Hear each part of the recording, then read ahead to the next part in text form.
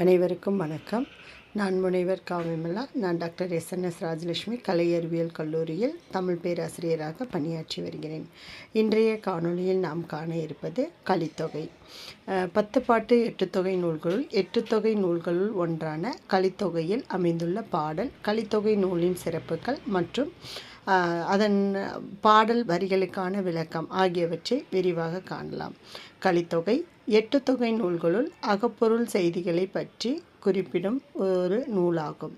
இதன் சிறப்பாக கற்றறிந்தார் ஏத்தும் களி, கல்வி வளார் கண்ட களி என்று சிறப்பிக்கப்படுகிறது. இது பாவகையால் சங்க நூல்களினின்று மாறுபட்டது. இந்நூல் கலிப்பா வகையால் பாடப்பட்டதால் கலித்தொகை என பெயர் பெற்றது. ஒவ்வொரு திணையும் ஒவ்வொரு புலவரால் பாடப்பட்டுள்ளது. ஒவ்வொரு திணைக்கும் உரிய 150 பாடல்களை கொண்ட கலிப்பால் ஆனது. பாலை திணையை பெருங்கடுங்கோ என்னும் புலவரும், குறிஞ்சி திணையில் உள்ள பாடல்களை கபிலர் என்னும் புலவராலும், மருதம் திணையினை மதுரை மருதவில நாகனார் என்பவராலும், முல்லை சோழன் நல்லுருத்திரன் என்பவனாலும், நெய்தல் திணை பாடல்களை நல்லந்துவனார் என்னும் புலவராலும் பாடல்கள் பாடப்பட்டுள்ளது. ஒவ்வொரு திணைக்கும் 30 பாடல்கள் வீதம் 5 திணைக்கும் 150 பாடல்களை கொண்ட நூலாக கலித்தொகை என அழைக்கப்படுகிறது. கற்றறிந்தார் ஏத்தும் களி, அதாவது பாடல் ஆசிரியர்களால் அதிகமாக மேற்கோள்களுக்கு எடுத்துக்கொள்ளப்பட்ட நூல் கலித்தொகை ஆகும். தொகுப்பித்தவர் யார் என்று தெரியவில்லை. ஆனால் இந்நூலை தொகுத்தவர் நல்லந்துவனார் என்பவர் ஆவார். முல்லை நில தலைவியை கண்டு காதலித்து ஏறு தழுவி மனம் முடித்த பகுதி நமது பாடப்பகுதியாக அமைந்துள்ளது. முல்லை நில தலைவியை கண்டு காதலித்து ஏறு தழுவி மனம் முடித்த பகுதி நமது பாடப்பகுதியாக அமைந்துள்ளது. ஏறு தழுவி வென்றவன், அதாவது ஆயர்குடி தலைவியை கண்டு காதலித்து ஏறு தழுவி அவனை வென்றதும் ஆயர்கள் களிப்பு மிகுதியாலே குரவையாடி மகிழ்கின்றனர். முல்லை நிலத்தில் ஆயர்கள் குரவை கூத்து ஆடுவது என்பது அவர்களின் களிப்பு மிகுதியால் நடக்கக்கூடிய ஒரு நிகழ்வாகும். அவ்வாறு இருக்க தலைவன் ஒருவன் ஒரு ஏரினை தழுவி வென்று அதன் பின் தலைவியை மணமுடிக்கின்ற நிகழ்வு பாடல் வரிகளில் அமைந்துள்ளது. இதில் தலைவனின் இயல்பு குறித்த பாடலை காணலாம்.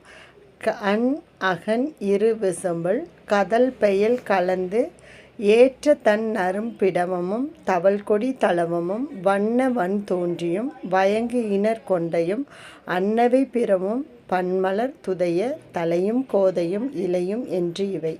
அதாவது பாடலின் விளக்கம் என்று காணும்போது, வான் 2 பக்கமும் விரிந்து காட்சியளிக்க அதில் கலந்த மலை மேகங்கள் மிளிர்கின்றன. கண்ணகன் இரு விசும்பில் கதல் பெயல் கலந்து ஏற்ற. அவ்வாறு மேகங்கள் மிளிர்கின்ற அந்த சூழலில் மனமிகும் பிடவ மலர் கொடி போல் ஏறி தளிக்கும் தளவம் வண்ணமயமான தோன்றிப்போர் வயங்கு இனர் கொன்றை, அதாவது மனம் வீசும் கொன்றை.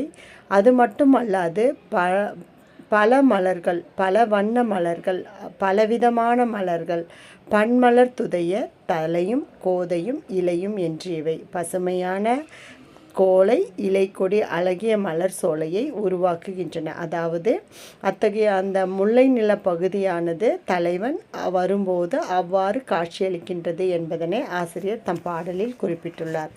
அதற்கு அடுத்தபடியாக தையினர் மகிழ்ந்து வளையி விளையாடும் மடமொழி ஆயத்தவருள் இவள் யார் உடம்போடு என் உயிர் புக்கவள் என்று.